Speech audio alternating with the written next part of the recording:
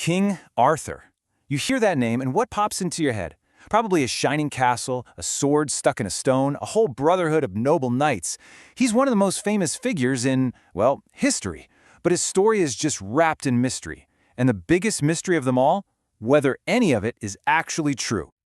So let's just get right to it. The big question that people have been obsessed with for centuries. Was King Arthur a real person, a flesh and blood warrior who actually defended Britain? Or is he just one of the greatest fictional characters ever created? See, Arthur is the absolute central figure in what's known as the Matter of Britain, which is basically this huge collection of myths and legends that make up the country's national story. But here's the thing. When you actually go looking for hard historical proof that he existed, it's famously absent. The legend drops him right into the middle of this really chaotic period, right after the Romans left Britain. He's supposed to be the warrior king who steps up, unites the Britons, and fights off all these Anglo-Saxon invaders. I mean, it's an amazing story of heroism against all odds. But is it just a story? Honestly, trying to find the historical Arthur is like being a detective on a massive cold case. The trail is centuries old, and we're left trying to sift through these ancient texts, looking for the tiniest of clues.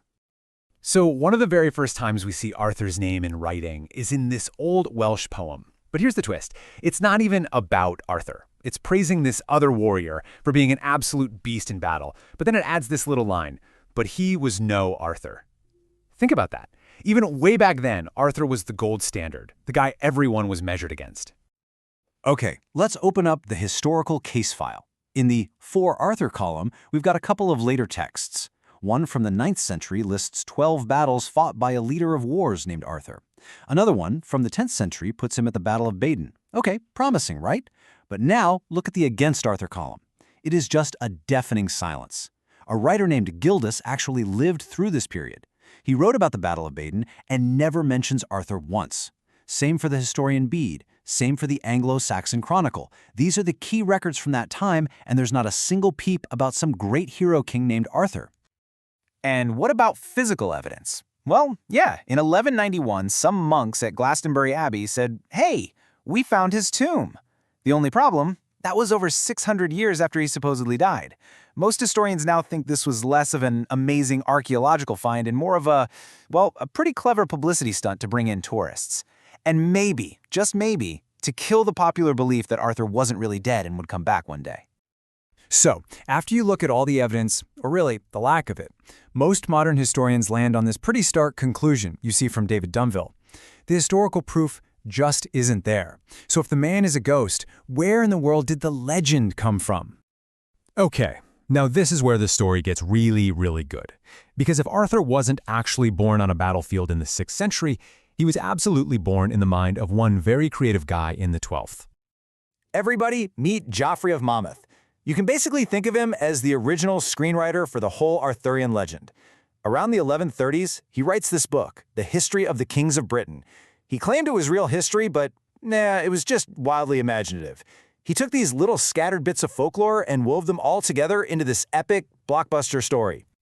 And this was a total game changer. Before Geoffrey, Arthur was this kind of shadowy leader of wars. Geoffrey turns him into King Arthur, with a crown, a queen, and a massive European empire. His version was so incredibly popular that it completely redefined Arthur's image forever. And just look at the stuff he came up with. Arthur's father, Uther Pendragon, that was Geoffrey. The magician Merlin, yep, him too. The sword Excalibur, his dramatic birth at Tintagel, the final tragic battle with Mordred, and even his final journey to the mystical Isle of Avalon. Pretty much everything you think of when you think of King Arthur, it came from this one guy's book. So after Geoffrey, the legend basically became open source. His book was a medieval bestseller, and all these other writers, especially in France, started jumping in. They began adding their own characters, their own subplots. They were basically creating the first shared literary universe. And the next big player to step onto the scene was this French poet, Chrétien de Troyes. He took Geoffrey's big epic history and remixed it into something new, courtly romance. And Chrétien and his friends added two things that honestly changed everything. Number one, Sir Lancelot and his tragic, forbidden love affair with Queen Guinevere. And number two, the quest for the Holy Grail. By doing this, they totally shifted the spotlight away from Arthur himself and onto the adventures and moral struggles of his Knights of the Round Table. So you have to picture this. The original Arthur, the one from the early folklore and Joffrey's book, he was a ferocious, hands-on warrior. I mean, this is a guy who's out there on the front lines, personally fighting giants and taking on witches. But then, in these French romances, something weird happens. He becomes what scholars call the roi fainéant, which basically means the do-nothing king. He's just this passive, dignified guy who sits at the head of the table while his knights go off and have all the adventures. He becomes a supporting character in his own story. So you've got Joffrey's history, you've got all the French romances. Who puts it all together? This guy, Sir Thomas Malory. In 1485, his book, Le Morte d'Arthur, gets published. It was one of the very first books ever printed in England, and it became the definitive go-to version of the entire legend for centuries to come. But you know what? The story didn't stop there. This legend has this incredible ability to just go quiet for a few hundred years and then come roaring back to life, with each new era reinventing Arthur for its own time.